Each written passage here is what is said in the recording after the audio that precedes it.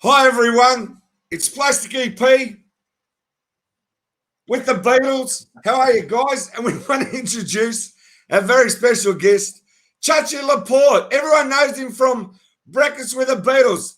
Okay, Plastic, it's a pleasure to be here, and I am honored to be in your presence and on your program. And my name is Chachi Loprete. That's how you pronounce my last name.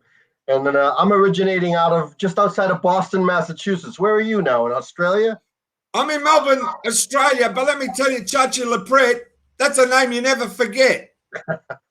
That's what Ringo tells me all the time. Okay, let's get into the Beatles. Let's not Yes. keep your fans waiting. Come on.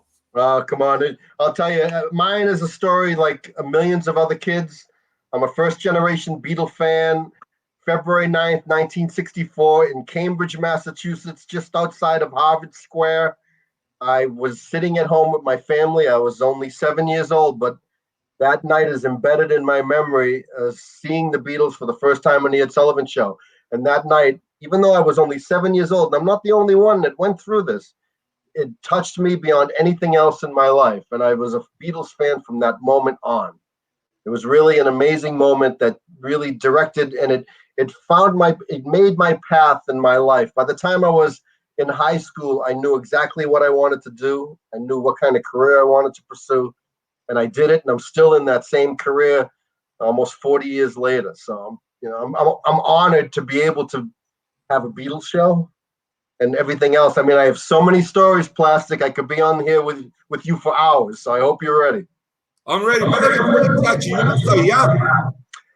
Yes, but I'm not. No, but I was 7. You can figure it out. I was 7 years old in 1964, February 9th. So it really was an amazing evening. Now, how old? Now, you don't have to say how old you are, but I got Chachi. you were I got around. to be honest. Chachi, I got to be honest now. All right, let's get the picture. You went to the Ed Sullivan Show at 7 years old. Is that right? I watched it on television. Okay, you watched it. And then they said there was no crime rate because there's no one on the street. Everybody's watching the show. 73 million people watching. Exactly. But I want to tell you my problem. It's 1964 and the Beatles come to Australia, okay? And then Ringo joined them in Melbourne, where I live. I live here.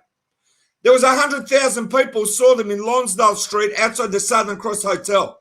I got a relative. She was a child. The uncle put her on the shoulders, watching the Beatles up in the balcony, the 5 of them, right? Oh, my Lord. Yeah, but I got to explain. I'm 6 years old. I'm watching TV. It's crazy. But while it was going live on TV, right, on Channel 7, I believe, they were very worried that all the crowd was pushed up against the glass entrance of the Southern Cross, and all during the broadcast, live broadcast, they go, it's crazy because they were worried that the big sheets of glass are going to break and hurt people. No, it was that serious. Yeah, because sure. the big glass entrance. Yeah. So I'm 6 years old. I don't know what's going on, as you know, at 6 years old. So then at 8 years old, 9 years old, the Monkees come along. So I gotta be honest. I love the Monkees. And you know, hardcore people, Beatle fans, love the Monkees. I love the Monkees. The Beatles love the Monkees. That's what we. And how did you find out about the Monkees? Well, I found out about the Monkees like all the other kids, and I think the Monkees came along at a point where the Beatles were making that transition into like the mustaches, and they got rid of the suits and the mop top haircuts. And I think the Monkees came along to fill a need of the young girls and maybe boys who felt threatened by the new look Beatles, and they liked the mop top look. And then here comes the Monkees with their mop tops and the hits that they put out. And it was like an antidote to what the Beatles what they were going into. And some people got scared away by the new look and the drug-related songs. But I love the Monkees and the Beatles throughout. And you know, some of the Monkees were even in the studio when they made some of Sgt. Pepper. I know that John invited Mickey to his house, so they were friends. That's right. But I got to say, Chachi, you hit the nail on the head. What happens is 1966 in September when the TV show started, the Beatles lost their teeny bopper image, right? Yeah. And that crevasse opened And that was the perfect timing for the Monkees to walk in and take their teeny bopper fans. And that's exactly what they did. Yeah, and they had what the Beatles didn't have, a primetime television show. And even John Lennon, he thought they were like the Marx Brothers. It's just like they thought the Beatles were the Marx Brothers when the Monkees came along. And we watched the shows here in America on prime time, and the Monkees shows are still playing on television. So we love the Monkees. Chachi, I got to say something, right? Because I analysed the Monkees so much, I got to tell you, it's actually the first time in 1966, and their big hit, I'm a Believer, was released in December 1966. But let me tell you, let me differentiate between the Beatles and the Monkees, because a lot of people can't do it, but I can. Please. It's the first time that you had a motion picture industry and a recording industry join forces together to manipulate and be the marketing for this group. It was so powerful. That's something that the Beatles didn't have. The Beatles had it the harder way. We meet as friends, we play the clubs, we meet the manager, we get bigger, whatever. These guys were instant. They met in a week, bang. They're the Monkees. That's like unheard of. Yeah, they went to auditions to join this band that was being created by Bob Raffleson. Is that how you say his name? Raffleson? Yeah, that's right. Yeah, and it was a manipulation to create, another Beatles in America in a time when the Beatles were shifting over. 1966, the beginning of 66, Rubber Soul was #1 in January. They had the Mop Tops. By November, they were doing Strawberry Fields. They grew the mustaches and the beards and the hair, and they got rid of the clothes, and they had all the different clothes, the mod clothes. So there was a distinct change in the Beatles from the beginning to the end of that year. And everything that happened in between, the Jesus comment, the tours were getting too much. It was getting too much for the Beatles to be out there doing it every day. And they wanted time in the studio to make records. Exactly. I'll just go back to the Monkees just for a second, right? Yeah, let's talk about the Monkees. This is how Mickey Dolenz became the drummer. The 4 of them were lined up in front of the producer. They said, we need a drummer. 3 of them stood back, and Mickey's standing there. You're the drummer, right? There you go. Mike Nesmith rocks up to it. Wait a minute. Mike Nesmith rocks up to the audition with a bag of laundry and goes, what's going on here? Can you tell me? This is why it's so unique. And they got their own special, what can I say? The Monkees don't sound anything like the Beatles. And it's what I tell people all the time. It's an Americanized version. And even with Davy Jones, at that time being British was in.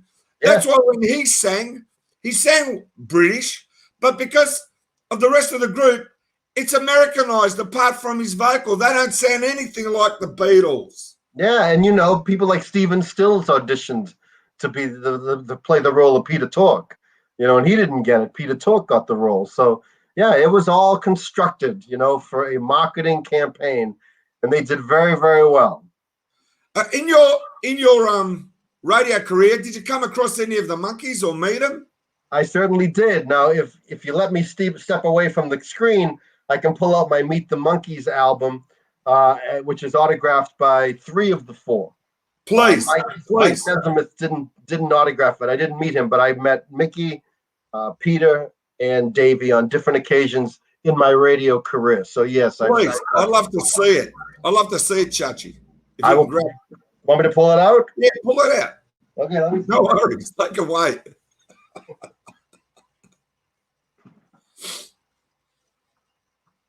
He's coming back. Okay, I gotta find it. Don't worry, you find it. Don't worry, I've got plenty of time. It's great. I love talking about the Monkees and I love talking about the Beatles. I've got quite a few things to show you. Okay, hold on. It's okay. No worries. While you do that, I'll show the first. Here's the okay, plastic. I'm right in. Australia, 1964 concert. Okay, Chachi. There you go. Okay, what do we got here? I have my Aquarius album. I have my Headquarters album. I have my Birds, Bees, and the Monkees. Look at 2 copies. Oh, that's great. Very reminiscent of the Rubber Soul album cover, right? Exactly. But Chachi, can I tell you something? Yes. You go back to the more of the Monkees. I bet you don't know what I'm about to tell you. Okay, well, hold on. This is my Monkees here, right? On Yeah. the back, there's the autographs. Davy Jones, Mickey. Where's the other one? Oh, over here. Over Okay. here. There you I go. see it. Yeah, let me see if I can get that close for you. Oh, yeah, I see it. That's fantastic. We got it right there. Yeah, Bit there of you talk. go. So as you can see, I love the Monkees. That's it. That's what I love. I love hardcore Beatle fans that go, Yes, I love and the Monkees. the Monkees That's were like, great. those, it's like those, those people in metal bands that are real heavy with their guitars and their look and all that. And they go, I love ABBA. I know, exactly. That's totally true. People love the Carpenters, but they don't tell people. And see, that's Yeah. my Boston. That's my Boston accent, plastic. It's I love it. Carpenters. I love Carpenters. it. Chachi, I've got to tell you something. I don't know if you know this, right? But I've got an autographed poster that I had since 1967. It took me 38 years to get all of the Monkees to sign it. You believe me? That is fantastic. Can I show it to you now? Can I I show would it? love to see that because of all the Monkees, I would have loved to have met Michael, and I never did. But show me. I didn't meet Mike. I was kind enough to get someone to go back there and organise it through their management. Just hang on. That's fine. Now, while plastic is gone, I'm going to show a bunch of my items. Hopefully, he'll be back momentarily. And I am a huge Monkees fan too. Love the television shows. And I know we took a left turn. We're supposed to be talking about the Beatles, but here we are broadcasting. I'm in Boston. He's in Melbourne. I want to say hi to my beautiful bride, Stephanie, and my dear father-in-law, Dr. Pick, down in Florida. I'm doing some plugs while you stepped away. No, I want you to do that. And I want you to say hello to everybody you want. And I want to say a big hello to Sean Weiss. Oh, Sean we love Weiss. Sean Weiss. He's the best. I love Sean. He's the man. The man. Now, Okay, are you ready show for me this? something. It's good that we did a left turn to Monkees because this will be going out to all the Monkees Facebook groups as well. So it's really good. With the Beatles and get the Monkees fans. Now, I've had this poster. I could cry over this poster. It meant so much to me. I had it when I was 8, 9 years old. Wow. I had 2 of them. One I cut out. It's gone. This one I laminated because it was deteriorating. It was from New York, Personality Posters, and they sold them down in Camberwell. That's a suburb here near my school. Mm-hmm. And I was fortunate enough, I bought 2 of them. 38 years it took me to get this, and it's my prized possession. Have a look at this. I can't wait to see it. Oh, look at that. Look at that. Hang on. Peter, I can see. To Daniel, best wishes, Peter Talk. I love that. Hang on. Peter was a great guy. There's Pete. Hang on, here's Mike. And there's Mike's autograph. That's awesome. He signed along his arm. You see that? He did. I see that. That's great. To Daniel, best Mike. Best Mike. He was awesome. I loved him. Let's go for the other one. Here's Mickey. Mickey and Mike are my favorites, but I love them all. Okay, but let's see. Oh, there it is. That's a great autograph. Mickey Dolenz. To Daniel, Mickey Dolenz. I love it. I love the guy. I do too. Hang on. I got to show the 4 now. I just can't help it. Did I see Davies' autograph yet? Yeah, of course. Okay. He's under Mickey. Oh, yes. Hang on. Sorry. I got to get this right. All right. We saw Mickey. Oh, there's Davey down below. There it is. Davey's down the bottom. Yeah. down underneath your arm. And you know what? Davey signed it first. He came in 86 in Australia, and I met him and he signed it. That's fantastic. Hang on. That's a good thing. Hang on. Oh, there it is. A little this bit further. This poster's so big. Hang on. I got to get it right. That's a big poster. You need to get that framed. See, if Davey. Oh, there it is. And see what it says. Daniel, all the best. Davy Jones. And that's them. I gotta love it. It's my pride. It's my pride and joy, that one. 38 years. Piece. That's 38 years. That's how big a fan I am. Well, I'm a fan too. I don't have all 4, but good for you. You got all 4 autographs. But you know what's even more funnier, Chachi? What's that? Watch this. This will freak you out. Okay. And there he goes again. Doesn't matter. Just hear me out. That looks like a comfortable chair you're sitting in, actually. You know when the Monkees first, you know when the internet first started? Yes. Rhino put this out, signed by all four, number 88 of 500. Signed by Wow. all of them. So you have two sets of all four autographs. Yeah, look. Good for you. But let me tell you something. You see it? I see it. That's beautiful. I love that album too. I loved Headquarters. But let me tell you something, Chachi. This doesn't mean as much as the poster. Really? Yeah, because the poster was on my wall in Ah, 67 because Australia was 6 months behind what's happening in America. So the TV show didn't come here till 67. mm-hmm. Well, you've had it for a long time, and that's what makes it special. And can I show you something I've had for a long time? Please. Okay. I got a bunch of things I want to show you. Please, I'm ready now. And as you know, Beatle fans amongst themselves, they know when someone shows them their Beatle collectibles, they're not bragging. They want to share in the celebration. So don't think that I'm bragging when I show you this stuff. But in February of 1964, the Beatles were on Newsweek magazine. Yeah. I don't know if you knew about Newsweek magazine. Sure, you did in Australia. Newsweek. Is that the one with the pool? It has all four Beatles in the front. Yeah, in now, the pool. I've had this magazine since that time, and you know, just like you, Plastic, you try to buy two of everything, you know, and so you can mess with one of them if you have to cut it up, and you have another, and that's what I did. So here it is, because I started in radio in 1981, still in radio today, and of course John was gone by then. And in around 1984, I got my very first Beatles show on the biggest rock and roll radio station in Boston called WBCN. It's known all over the country in the industry as a groundbreaking station. It no longer exists. It's gone now. But I started at WBCN. And so what I have here is Newsweek magazine, signed to me, cheers to Chachi, Paul McCartney, and Ringo Starr. As you can see the autographs right there. That's huge. It's the full magazine. And I keep it in this little plastic thing so I can show dear Beatle friends like you. And so this is one of my prized possessions. And I know how you feel when you have that poster autographed by all four. And it's been hanging in your room in 1966. And it's with you today, all these years later. So I get it. Yeah, I really appreciate that we're talking like grassroots to show not only are we people, but we're like the real deal fans. Like everyone's a fan, but what level of fan are you? You know, I'm the level of fan. I know that inside my heart, first generation Monkees fan, I can't help it. The Monkees came along when I understood music. It was my first intro to the music. 1964, I'm 6 years old. I don't get it. And let me tell you something now. This is going to blow your mind, right?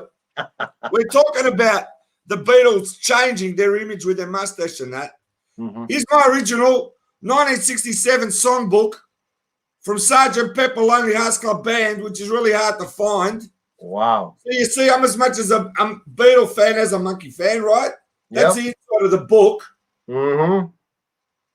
Right? Now, the back part is the words to the song. The back cover. Yep. You got to cut out that mustache and cut out the stripes. Let's go like, but let's go like a cut out in the songbook. I'm not going to cut that out. But just here, I'll just show you. Hang on.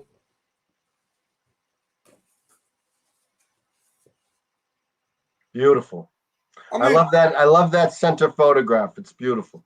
Yeah, and just these ones here, just show you quickly, Chachi, and then I'll tell you a story. Please. Oh, yes. From the Penny Lane shoot. Yes. In the park. Park.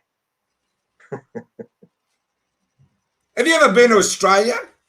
I've never been to Australia. It's too long of a ride. Yeah, well, when you come, we'll catch up. I've been to London, but not to Australia. Tony, when you come to Australia, I'll take you to a nice restaurant, okay? Please. Look at that. But you know what? Australia's always been special to me. Look at that. That's great. I'm going to show you why. Let me show you something. I love this songbook. The Beatles Talk Down Under from Hey! Australia. I love it. How we're spending half our interview running to Those get stuff. interviews. I love that. Hey, do you know? Let me tell you something, right? I'm just We're gonna looking try to one up each other on all Yeah, this. but here's the story. All right, you ready Go for ahead. this? Go ahead. Okay. Is the original single "I'm the Walrus"? Wow. Okay. First In original. the original record sleeve. Yeah. I'm not sure if that's the original record sleeve, but that's the original record. Okay. On the back, hello, goodbye. Nice. Parlophone. Hang on.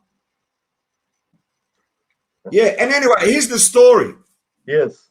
This is true, right? I'm into the Monkees. It's 1967.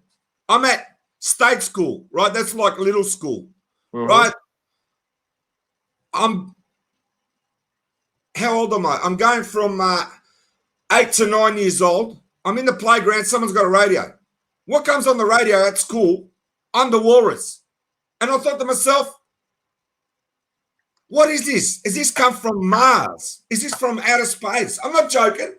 Choo choo kajoo, whatever. Matter yellow custard dripping from a dead dog's eye. I'm going, what the is going on? No kidding. It's like a shock. Yeah. Some girls were scared by that song and they went to the Monkees. You know? So let me ask you, Plastic, what's your favorite Monkees song? I'll be honest with you. I'm a Believer's right up there. But you know how you got the first album. Tomorrow's going to be another day. I wore the grooves out of that song. Love but that. Something, let me tell you about more of the Monkees that you don't know, Chachi. That cover, have you got that cover in front of you or did you put it away, the green one? First one? No, that's the first one. Show me the green one. It's still sealed. Show me that and I'll explain something to you. I bet you don't know. What happens is they released that album without the Monkees knowing, right? Don Kirshner got the songs together, put the album out. The Monkees are touring. Somebody goes across the road and finds that album. They didn't even know about it. But those clothes, those clothes, I'm telling you, those clothes are J.C. Penney promotions clothes. And what they did is the cover, go back to the green. That's a cut and paste job. That photo is like being cut out and put together. That's why the tree is not normal. They go down somewhere and they come around Mike's belt. They put that picture together. It's a cut and paste job. Did you know that? I had no clue. Yeah, I'm telling you. And it looks so much like, very reminiscent of Rubber Soul. Yeah, I agree. Rubber Monkees. Plastic Monkees. Okay, ask me what my favorite Monkey song is. What is it? Let me guess. No, go ahead, guess. All right. You got to tell me what album. Is it from the first album? I think it is, but I'm not sure. I'd have to look. Okay. Get the first album and look at the back and tell me yes, no. Hold on, let me put on my glasses. Yes, it is. All right. Now hold the album because we're doing like a quiz here. We're going to keep people entertained. All right, look at the back of the songs. No, you look at the back of the songs. Okay. Because I'm asking you a question. Listen. Go ahead. I'm going to take a guess. It's on side one. That is correct. Okay. Now, is it a big hit? Just answer that question or not. No. It's not a big hit.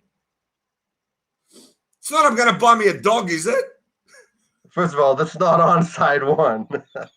It's 1 minute and 55 seconds long, if that helps. All right. Is it theme from the Monkees?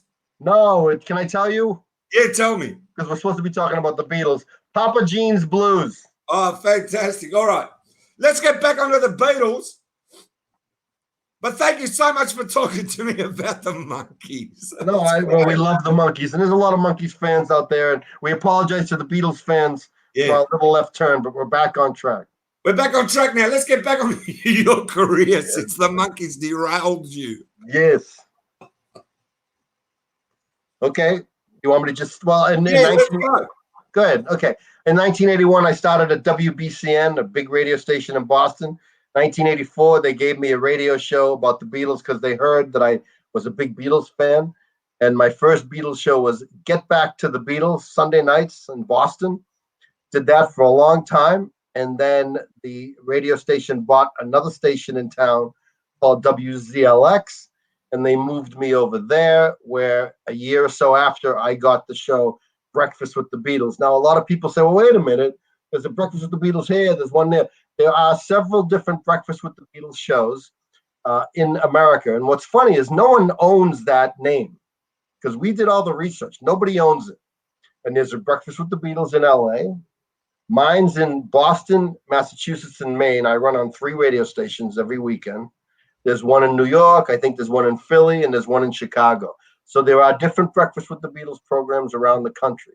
Mine is broadcast in 3 New England states, and we're on the verge of announcing more stations that are going to carry it as well. So within that time of all these years, people consider me the area's Beatles historian. I've met everyone except John, because John was gone. But I have been I've been in different situations with Paul McCartney throughout the years. I interviewed him in 1986 for the Give My Regard to Broad Street movie. I interviewed him in 1990 at Sullivan Stadium in Foxborough, Massachusetts. We met there. I went to New York City with a mutual friend who's very connected, and we had dinner with Paul McCartney at Linda McCartney's brother's condo in New York City. That was a lot of fun. I interviewed, but let me show you first. In my connections or my meetings with Paul, he signed my Sgt. Pepper album right there. That is a gem. Chachi, that's a gem. And then he signed my, let me turn this around. This is, I saw her standing there, sheet music framed, signed that. And the picture below is the first time I met Paul. In my regards to Broad Street, New York City, at Plaza Hotel. And that's me. That's great. With the hair. So that was, and I have several other autographs by Paul through the years. And I'm friends with Tony Bennett. Do you know who Tony Bennett is? Yeah, Tony Bennett, the big singer that goes, I left my heart in San Francisco. Yes. Now, here's the deal with Tony. I was a DJ at WBCN. In 1986, he put an album out called The Art of Excellence. It's my favorite Tony Bennett album. And I was given permission to play one of his songs on the radio station. Now, the radio station was a strictly rock and roll station. It was a first FM underground station in Boston. So for me to play Tony Bennett was a big deal. And he knew about it. He heard about it. I made friends with his son. We remain friends to this day. And Tony invited myself and my beautiful bride, Stephanie, to join him at Abbey Road Studios, where he was going to record, nice cup, he was going to record a duet with Paul there. And I have met Paul, and I've been with Paul and Tony on several occasions. And now Tony's good friends with Paul, and I've met Paul many, many times. That's great, Chachi. And those things you got there are unreal. And you know what's even funny? When you put it in front of your face and you talk, can't hear. Oh, you can't? Okay, I will do that. I'll make sure I don't do that again. But listen, look at this. Do you have one of these? Yeah, that's bootleg, isn't it? That's the peel-off cover, the butcher cover. The butcher cover, and it's real. It's a first state butcher cover. And tell me how you found that, Chachi. I'm very pleased because I have 3 of them, and they were all given to me as gifts through the years from friends who know that I'm a big Beatles fan and listen to my show. So I have dear friends who've acquired these, and they gave me one, and I have 3. Chachi, so yeah. Don't forget me in your will, okay? Everything goes to Stephanie, and so she loves the Beatles too. Oh, and then I got to tell you a story about George Harrison. I only interviewed George once, and George is my favorite Beatle. In 1964, when I saw them on the Ed Sullivan Show, I was immediately attracted to Ringo. He's up there on the pedestal. He's having fun and he's playing. And I said, I want to be Ringo. And I had a kind of a proclivity to play drums. And I have a drum kit in my home here. And so I always wanted to be Ringo. But then as the Beatles' career went on in the 60s, there was something that shifted me over to George. And I think in retrospect, it's the fact that George was a growing writer. He wasn't a really prolific writer like Paul or John in those early years. He had to grow into the position. And what harder job is there, Plastic, for a guy like George Harrison to try to write music and get his songs on albums with the likes of Paul McCartney and John Lennon? I mean, that is a huge shadow to break. And he did. And he came into his own, and certainly with Here Comes the Sun and Something. I mean, he learned how to be a great songwriter. And so that's why I love George. He survived in the shadow of John and Paul. So I interviewed George over the phone. He was at his home in Maui, and this was tied in with the Wilburys. And I was given a chance to talk to him on the phone. And he was great. And Plastic, you hear George's voice in interviews, and you've heard them for years, right? But when you have him on the phone and you have him in the studio coming through on the speakers talking to me, and you have that voice, and it's George, and it's like, my God, that's George Harrison. His very distinctive voice. Hello, Larry. It's good to talk to you, because Larry was my real name. So anyway, we did the interview, and the record label guy who set it up came to me and said, listen, George has offered to autograph some albums for you. So I collected some albums, gave them to the record label guy, who shipped them to Maui. Then they got shipped back to me. And here's one of them. This is my Help album, autographed by George. See it there? That's the one that opens up the gatefold sleeve. Yes, exactly. That's a great album, that. Yes. Oh, it's a little bit stuck together here. Exactly. There you go. Oh, yeah, that's fantastic. Yeah, but autographed by George Harrison. Awesome. You're making me cry. That's not my only George autograph, and I'm going to continue here and show you something very, very special. Where did I put it? Oh, here it is. Wait till you see this. George wrote that book, I, Me, Mine. Yeah, right? That's right. When he put it out, it was in a very limited edition, numbered, only, 3,000 of them made. And I got one for less than $300 when they first came out. If you ordered before they were published, you got them for $297. And here's my copy right here. I, Me, Mine. And they're all numbered and autographed by George with some nice gold leaf on the side here. And let me show you the page. Here it is right here. I don't know if you can see it. You can see what number is it? The book number is 886. Yep, I see it. And then there's George's autograph. That's fantastic. And I got it for less than $300, and I've been offered over $5,000 for it. But of course, I would never sell this. And so that's my George Harrison I, Me, Mine book in this beautiful little slipcase plastic, And it's wrapped in plastic too. Exactly. I put some protective plastic on it in your honor.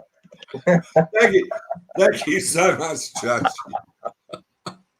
Oh, look what else I have. Tell me. The Ballad of John and Yoko. Peter Brown. Of course I do. Yeah, Peter Brown called to say you can make it okay. Well, I interviewed Peter Brown.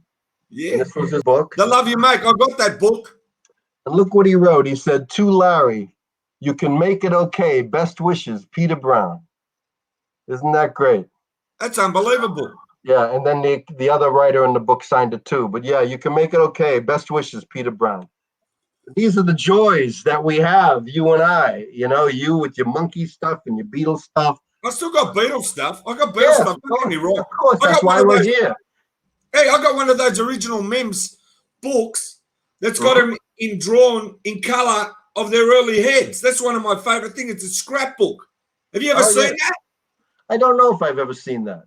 Sorry, next time I'll bring it out. I'll make an effort and put it out of my boxes. But what about you? How did you end up where you are today? How did I end up where I am? Well, A lot of people don't know, right? But in 1981, I started a band called Plastic EP and the Records. If you go on the internet, you'll find it. So I was with this band, and what happens is we recorded a vinyl single, and then we were going to do a second song called Well, You Want to Make a Record. When we went to the recording studio and recorded the song, a week later, the master tape went missing. So 38 years later, that song has been released as a vinyl from the cassette through Xerox Records, and they made limited edition 1,000. It sold all over the world. And like, that's unbelievable. And I've been writing songs. I don't talk about it much, right? But like the Monkees, the Beatles, Boyce and Hart, Mike Nesmith, they're my biggest influences. Yep. And Chachi, believe it or not, I've written over 2,000 original songs, and there's 72 albums on iTunes and on Spotify under the name The EPs, THE space EP apostrophe S, giving tribute again back to the 60s single, The EP. That's awesome. That's awesome. So I got to check that out. I want to take a listen to all that. There it is, the Plastic EP. I'll tell you a song. I'll tell you a song you love. I know you love this song, right? From Melbourne, Australia, I went to Hollywood and I did a film clip for a song called "Hey Bananas, We Think You're Groovy." Do me a favor and look that one up, right? Hey Bananas, We Think You're Groovy. And I'm walking down Hollywood Boulevard in my gold suit because that's my trademark, but it doesn't fit me anymore, right? Yeah. So I get into this huge limo with my wife because my wife's in the band too, right? I needed someone to sing and drum. So when I married her, I said, "You're in the band," right? Because it's like, and there was a joke for 25 years. No one knew that my wife was in the band. So while we were rehearsing and recording songs, I'd say, "Mrs. Plastic EP, can you make me a cup of tea?" It was like a running joke for 25 years. No one knew we were married.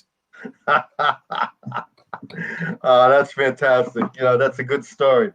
Let me show you something else here. Hold on. Where did it go?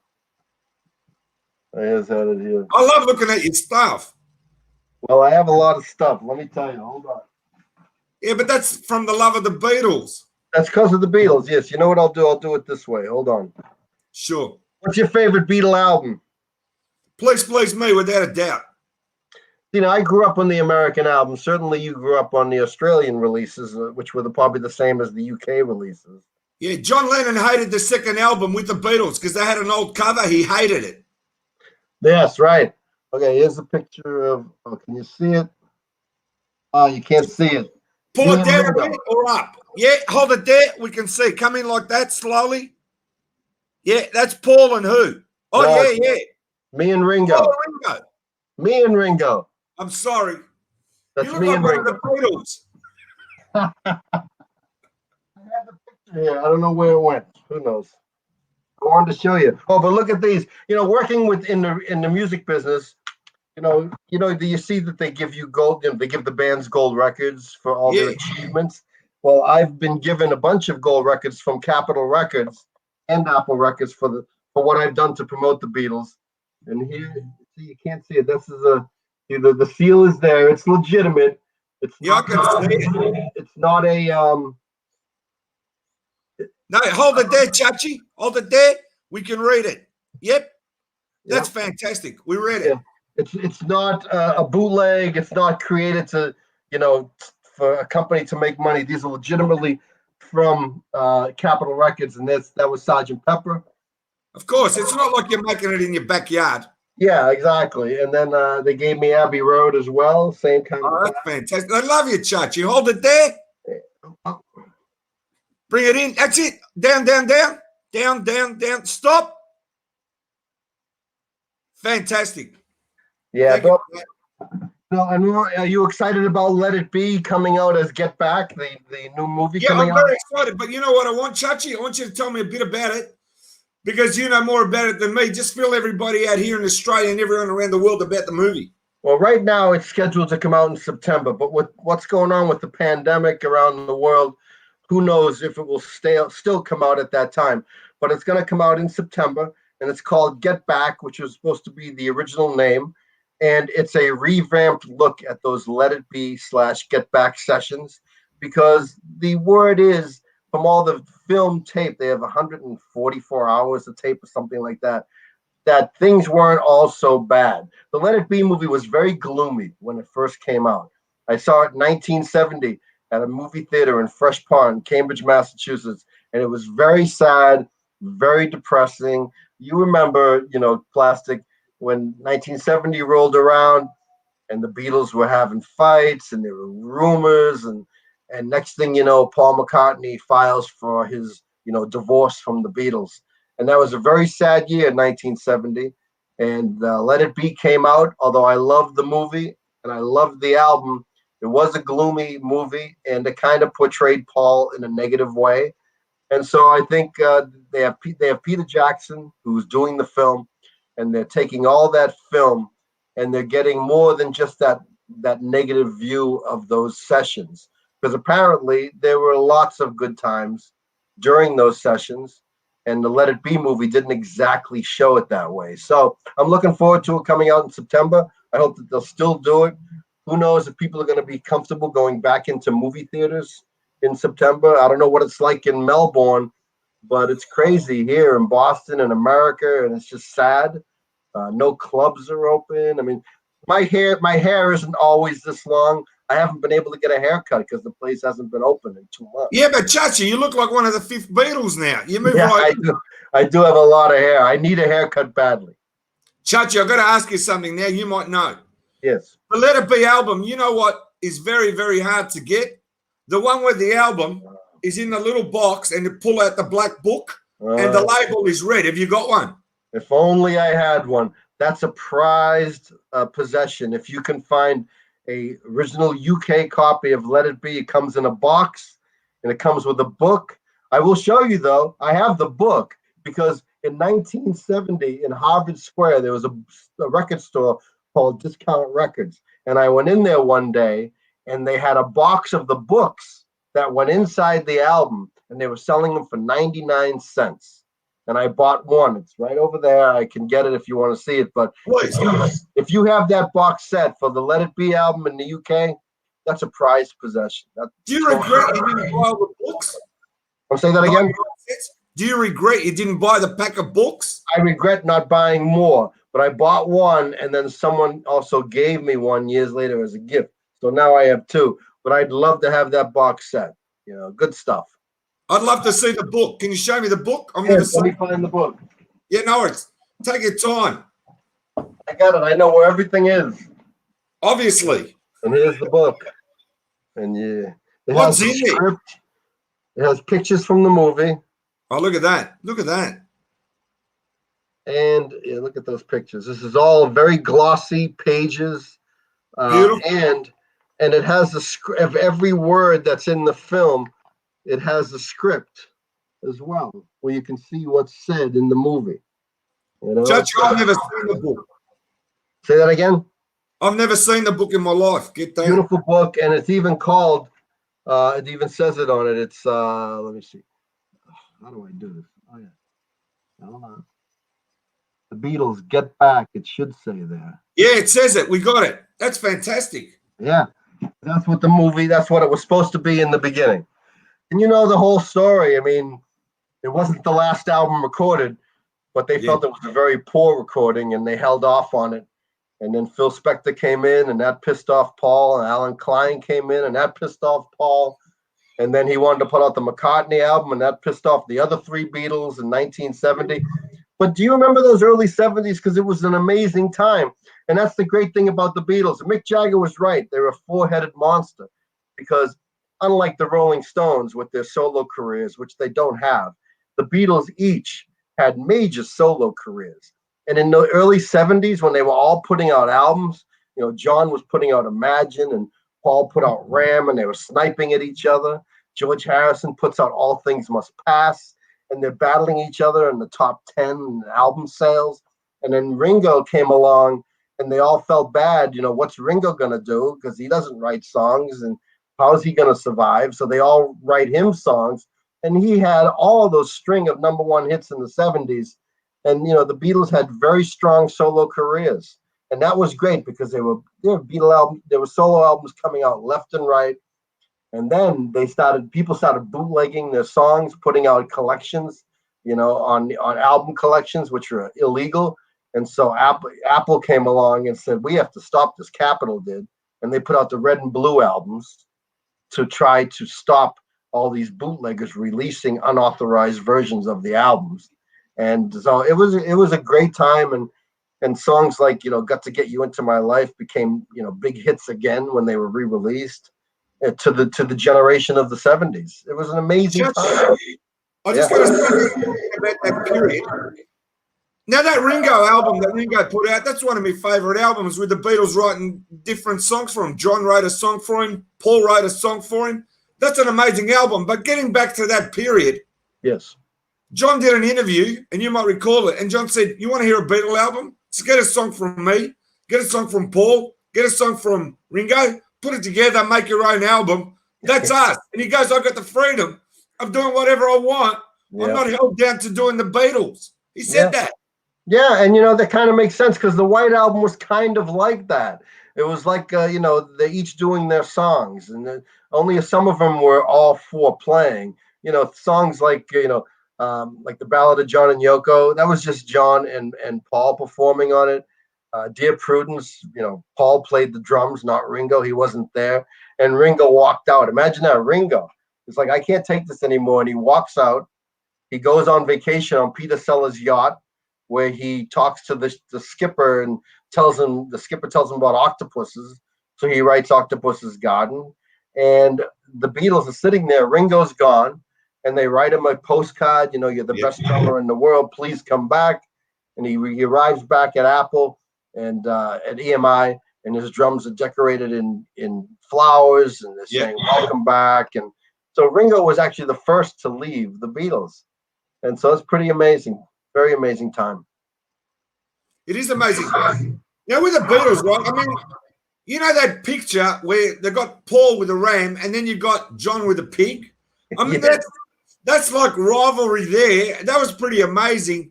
Yeah. Just to see that rivalry. But, I mean, they loved each other, and they had that rivalry for writing songs which never went away. They were like brothers, and, brothers fight, and that was a great, it was so exciting. It wasn't a good situation, but it was exciting for me to buy Ram, hear what he's saying about John, buying Imagine, hear what John's saying about Paul. How Do You Sleep? I mean, a scathing song, and Paul, wrote the song Three Legs, where you're missing one leg, and he's talking about the Beatles with four legs. And Too Many People, in terms of Yoko being on the scene, but they understood John down deep. They understood he was in love with Yoko. He wanted to be with her all the time, and it was certainly not a good situation for Cynthia. But that's how life goes. And look, they were together all that time, and God bless Yoko, still out there living in New York and in her 80s now, and so. It's funny how time goes by, and it gives you perspective on the past. Have you interviewed Yoko? Many times I've interviewed Yoko, yes. Tell me a little bit about that if you can. Very sweet lady. I've interviewed her many times, and what I loved about Yoko, not many people like that, the Sometime in New York City album, but I'm a big fan of that record. It was his, social, justice type songs and activism and singing about all these different causes. And whenever I have her on my show, I always play a song from that record. But if you would allow me to just look of course. For 1 minute. Here's my original help. Oh yeah. Just get that quickly while you're looking. That's the song book to help. What an amazing book this is. I love it. Okay, now, you remember when Richard Nixon was in office, and Richard Nixon had it out for John Lennon. John was hanging out with activists like David Peel in New York City and Abby Hoffman.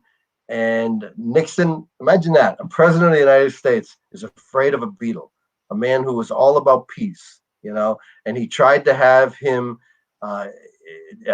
taken out of America and sent back home because of a drug bust that was a fix. That was Sergeant Pilcher there set up a drug bust, and he framed John Lennon. So back in those days when they were fighting to keep John in America, there were petitions going around, and if you were a Beatle fan and you were connected, they would ask you to collect signatures and to try to keep John Lennon in the States. And at that time, I got petitions, and I went around and got a lot of names and signatures and sent them to New York City.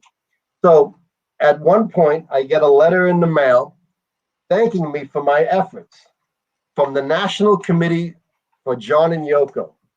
And it's a pretty amazing document. And it says, "Dear friend, thank you very much for your letter of support and your concern for John and Yoko in their fight to stay in the United States." And it's this long letter. And I showed it to Yoko in 1990 when I interviewed her, one of the times I interviewed her. And she had never seen it before. And she autographed it for me.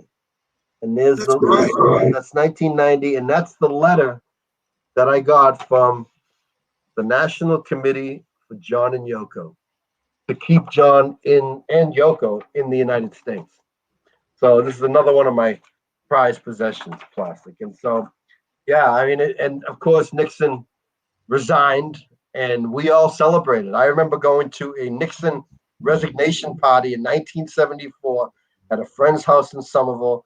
The house was filled with people, all applauding when Richard Nixon resigned, because we knew that would be the end of John's fight to stay in America. And eventually he got his green card and he stayed. But here's what I was trying to show you recently, the other one. There's me and Ringo one time there. And then another time, there's me and Ringo there. I've met Ringo many times. And I'll tell you what, Plastic, like your name, people don't forget it. So I'll never forget your name.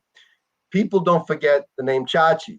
And so I've interviewed Ringo so many times. I have one interview where he says, Chachi, how many times have I been on your show? It's like 1,000,000 times. And I was like, yeah, Ringo. And he would say, Chachi, Chachi, Chachi, you have a weirder name than I do. So he remembers my name. So every time he comes to Boston, and he was supposed to play in Boston on June 10th, but he canceled the tour because of the pandemic. And I know his road manager from all the years that I've been involved with the Beatles. So every year when he comes to Boston, I get to see him, and he's, "Hey, it's Chachi," because of the name, not because of me, but it's easy name to remember. And he has family that lives just outside of Boston too. His wife's family lives outside of Boston. So when he comes to Boston, backstage is a madhouse. All of his family is there. And he's such a nice man. I got to tell you, he is the nicest guy. And he has autographed many things for me through the years. Of course, he doesn't do it anymore. But here was one time where I didn't want to carry an album and look like like a real fan at the show, hoping to get an autograph. So I carried in this CD, and I went backstage to say hi, and that's his autograph there. Oh, that's fantastic. The autograph. Such a nice guy, Plastic. All of them. That's the thing, because I would have been devastated you'd know if you met a Beatle or a Monkee and they acted like an a-hole. It would devastate you. I wouldn't know what to do, to think that Paul would be rude to me, or Ringo or George, but they all were very, very nice, very special to talk to. And I'll tell you, I'm so grateful because they're all very nice men. And when I first interviewed Paul, I kept trying to ask him questions, and he kept asking me about, where you're from, what do you do over there, what's your life like, and so I would have been devastated if one of them were mean or moody, but they were all great, and especially Ringo. Every time I see Ringo, he smiles, and it's just an amazing feeling.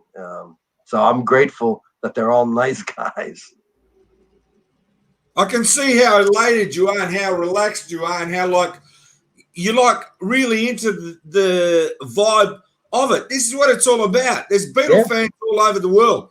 There's Monkees fans all over the world. We're here to rejoice and embrace their legacy and what they're doing. As I said, there's 2 Monkees left. There's 2 Beatles left. I mean, in pop culture.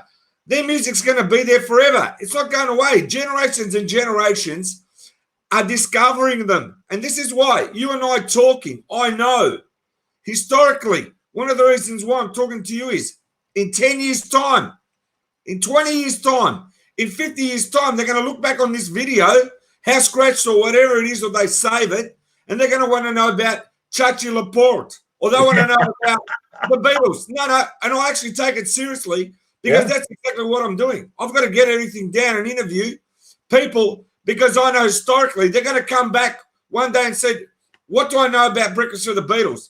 Chachi comes up. Great. Yep. I've learned something because no one remembers. No one's going to remember because the stories change. The people change. And if people don't document their stories, right, to video, it's lost. Yeah, and the video or say nothing, who's going to know your real stories? Well, I understand that, and I agree, because the inner circle of the Beatles is smaller and smaller. But the thing that I find really remarkable, when I was a kid, you know, these Beatles songs touched me in so many different ways for all different kinds of situations. And right now, with the pandemic going on, people are going to the music for comfort. And that's what happens with Beatles music. There's a song for every situation. You know, nowadays people are very retrospect with what's going on, and so they're listening to songs like "In My Life" and songs like that, and they bring comfort that the music is still there. And you know, we're blessed to still have them around. We have Paul and we have Ringo. Ringo's going to be 80 on July 7th. You know, so and that's the same birthday as my beautiful bride Stephanie. So we always celebrate Ringo's birthday and Stephanie's birthday. But you know, they're getting older and time's passing. So and the music is very special, especially today with the pandemic, and people are finding comfort in the songs, which is great. But this is another reason why we're doing this interview, because here in Australia, for example, it's lockdown. People aren't leaving their house. They got time to see this. You go Beatles, bang, something to see. People want something new all the time. And here we're thriving for content in Australia. I can tell you. They go to Netflix. They go to Amazon Prime. They got all these things. But believe me, I do everything now off my phone. I want to see a movie or I want to see an interview. I want to see anything. I do it off the phone. Yeah, I don't care about the TV. It's all there. But you're right, and you know, we heard about Australia early on with Tom Hanks being there, and it's amazing how this thing has traveled all over the world. And we're on lockdown here, and I'm finding that I'm eating a little more than I usually do, you know, and we're just here within these four walls. And so we pray for all the frontline workers all over the world. They're doing a fine job. And do you know what they do here? There's a custom now. If someone is recovers from COVID-19 and they leave the hospital, I don't know if you know this, Plastic, but it happens here all the time. As people are leaving and being, you know, taken out of the hospital to go home because they've recovered, they play "Here Comes the Sun." That's amazing. And it plays, Chachi. And one more thing, it plays all over the hospital, so everyone who's working hears it, and they go and they say, "Oh, another person is going home," and they celebrate. That's amazing. That's why the songs live with us forever. It's like the same as Jerry Marsden and the Pacemakers. I Never Walk Alone, Liverpool Soccer Club. Imagine the whole soccer ground singing your song. You never walk alone. I mean, that is where it touches people. This music touches people and their lives forever. Anyway, Chachi, I want to say, we're going to wrap it up, and we're going to talk again. And believe it, we've come to an hour. That's unbelievable. Are you kidding me? It seems like 10 minutes. I have so much more to say. I don't want to go into part two. I don't want to go into part two now. I've got to wind you down because I know you need to have a drink. Relax with some Beatle music. Yes, I will just say I have listeners on my show from 7 years old to 97 years old, and people of all ages love the Beatles. And boy, we're blessed to have them, and we're blessed to be alive in the 60s, to be, you know, aware of and experience the Beatles and the Monkees. I mean, it was a great time to be alive. Exactly. We're first generation fans, you know. That's right. I don't knock the fans. If you're born in the 70s, you're born in the 70s. You're born in the 80s, you're born in the 80s. But these are the generations that discover the music and don't know half the things we talk about. That's what I'm talking about. Like even the albums, the clues, the rewinding the record back. Number nine. You know, like you get a mirror and you put it up to the Sgt. Pepper album, up to the drum, and it says, I who die, or whatever it says. I mean, who knows this stuff? I know. I mean, tell it. and kids don't have album covers today. It's all on iTunes. But let's just throw a word in here for the kids who don't realize how much of an influence Little Richard was. I mean, he was an amazing performer, and we lost Little Richard, and the Beatles loved Little Richard. So maybe there's going to be a resurgence with the young kids today to say, hey, who is this Little Richard? Because I met him. He was a great guy. So God bless Little Richard. Thank you. Anyway, Chachi, I want you to stay there. And from Plastic EP, Chachi, take us out and say goodbye to everyone, including Australia. Okay, everybody, if you're in Melbourne, Australia, if you're in Paris, France, if you're in Florence, Italy, no matter if you're in the United States of America, Boston, Massachusetts, we say be safe out there, be careful. Let's get through this pandemic so we can start going to see live concerts again. So Paul McCartney can reschedule his tour. Ringo Starr can reschedule his tour. Now, you can hear my show, Breakfast with the Beatles, Chachi. Just Google me. I'm on Saturdays and Sundays in Boston and New England and 3 different radio stations. I have a podcast called Get Back to the Beatles on the Boston Podcast Network. And so look for the show. I think you'll have a lot of fun. Because you know what I do, Plastic? I play all the outtakes, all the different takes of the songs. You're going to hear something different every week on my show. I've been doing it a long time. I'm blessed to do it just like you're blessed to be on the other side. Imagine that. You're in Australia, and I'm in Middleborough, Massachusetts right now. Thank you for inviting me. You're not bored because I'm here. You are here. And thanks to Sean Weiss for connecting us. We're friends for life. I want to come back on your show. And you know what, Plastic? You should come on my show next time. Thank you so much, Chachi. From Melbourne, Australia, and from Boston. Is that the accent? Peace and love. Peace and love. Stay there, Chachi.